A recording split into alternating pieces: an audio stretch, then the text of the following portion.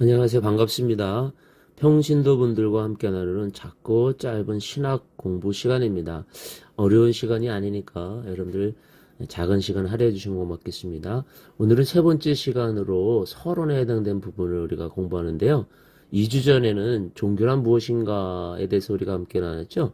근본적인 그 어떤 삶의 목적에 대한 깨달음, 이런 많은 종교들이 있는데, 지난주에는 그럼 왜 그러면 그리스도 교회에 되는가 라고 했을 때, 기독교는요 영생을 향한 다른 길이 없다고 했고요.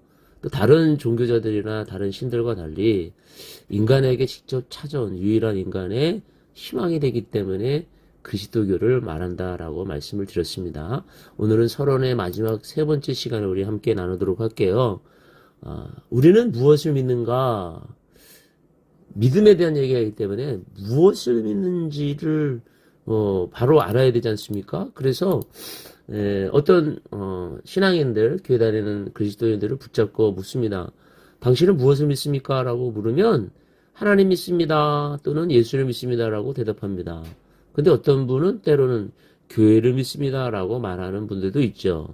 또 당신은 왜 기독교를 믿습니까? 라고 질문하면 이렇게 대답을 하는 분들이 많아요. 복을 받기 위해서 믿습니다. 병을 고치기 위해서, 죽어서 천당 가기 위해서, 때로는 심심해서 취미 삼아서 교회 다니면 뭐 나쁜 짓 안 하니까 그래서 교회 다닌다는 사람들도 있습니다.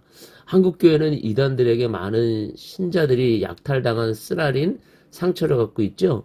지금 한국 교회가 세계교회 역사 가운데 그 예를 찾아볼 수 없는 부흥을 한 건 당연한 일인 거 여러분들 아시죠? 그런데 양적인 성장에 비해서 반대로 질적인 성장이 따르지 못하고 있으면 대단히 염려스러운 일인 겁니다. 아직도 그 신앙적인 기초가 허약하다는 증거인 것이죠. 그래서 많은 교회들이 이 깊은 깨달음을 하기 위해서 성경 공부를 많이 합니다. 한 걸음 더 나가서 평신도들이 성경을 연구하는 열기도 굉장히 커지고 있지요. 이런 현상은 다양한 일에 속합니다. 기독교 신앙은 맹목적인 것이 아니죠. 분명한 신앙의 대상이 있고 확실한 신앙의 내용이 있습니다. 그렇기 때문에 모든 기독교인들은 무엇을 믿느냐, 왜 믿습니까? 라고 하는 질문에 분명하게 대답해야 될 것입니다. 무속 신앙을 가지고 있는 사람들처럼 맹목적이고 무지한 신앙이 돼서는 안 된다는 얘기죠. 우리가 기독교의 모든 진리를 깊이 연구해서 많은 것을 아는 것도 필요하죠. 근데 그것보다 우선적으로 기초적인 신앙의 내용을 분명히 알고 믿는 것이 더 중요합니다. 그래서 오늘 우리는 무엇을 믿습니까? 라는 이 주제가 굉장히 중요한 주제인 것 같아요. 예수님 당시부터 신앙의 내용을 분명하게 정리해 나가는 일이 대단히 중요한 일이었어요.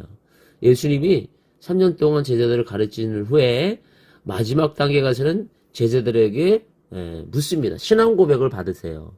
너희는 나를 누구로 믿느냐? 이렇게 묻으시죠? 그때 제자들이 여러 이야기를 합니다. 근데 여러분들 잘 아시는 베드로, 마태복음 16절 16절 말씀, 너무 중요한 말씀. 주는 그리스도시요 살아계신 하나님의 아들이십니다 라고 고백하잖아요. 이런 신앙 고백 위에 교회가 세워집니다. 그 후에 초대교회 신앙인들이 많은 박해를 받을 때도, 이단에 유혹돼도 그들의 신앙의 내용을 분명히 정리하고 고백함으로 인해서 기독교 신앙이 지켜지고 오늘날까지 이루어진 것이죠. 그런데 여러분들, 그리스도인들 중에서는 하나님이 형상이 없는 초월적인 분이시기 때문에 마음으로 영접하고 의지하고 순종하는 태도를 가져야 됩니다. 이러한 마음의 태도를 믿음이라고 하고요. 이 믿음의 내용을 조목조목 이렇게 정리하고 고백한 것을 신조 또는 신경이라고 말합니다. 그 대표적인 게 아마 사도신경이라 할 수 있겠죠. 이것은 예수님의 제자들인 사도들의 신앙 고백서라는 뜻이에요. 마태복음 16장 16절에 그 신앙의 고백을 근간으로 해서 교회가 200여 년간 걸쳐서 발전시킨 것이 바로 이게 사도신경입니다. 사도신조입니다. 여러분들, 이 사도신조가 세례문답 때 신앙 고백을 하고 또 이단과 박해자들에게 분명한 어떤 구별되는 증거를 제시하는 것으로 사용되었었죠.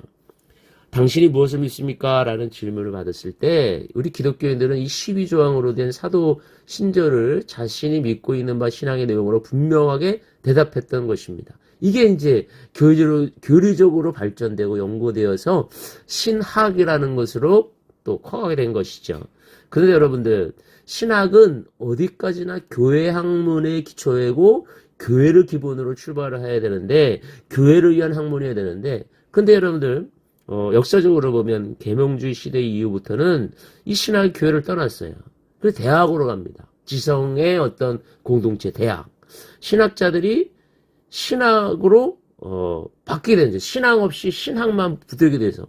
그래서 지금은 신앙 없이도 마음대로 할 수 있는 하나의 학문적인 체계로만 됐다는 것이 한탄스러운 일 중에 하나라고 할 수 있겠죠.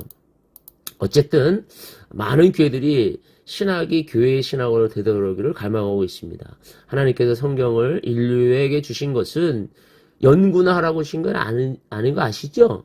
그 말씀을 믿고 구원받고 그 말씀대로 살아가도록 주신 삶의 규범이며 책인 것입니다. 누구를 위한 신앙인가라는 질문에 그래서 우리가 성실하게 답할 의무도 있는 것이죠. 교회 밖에서 많은 사람들이 신학의 자리를 잡거나 신의 죽음까지도 거침없이 이제 이야기할 수 있는 그런 시대가 왔는데 이 교회가 받아들이기 참 어려운 일이 됐습니다. 모든 그리스도인들은 바로 알고 바로 믿고 바로 살아가도록 확실한 신앙 위에 서야 될 것이죠. 이 일을 위해서 쉽고도 확실한 가르침이 교회에 필요한 것입니다. 여러분들 분명한 믿음으로 설 수 있기를 바랍니다. 샬롬.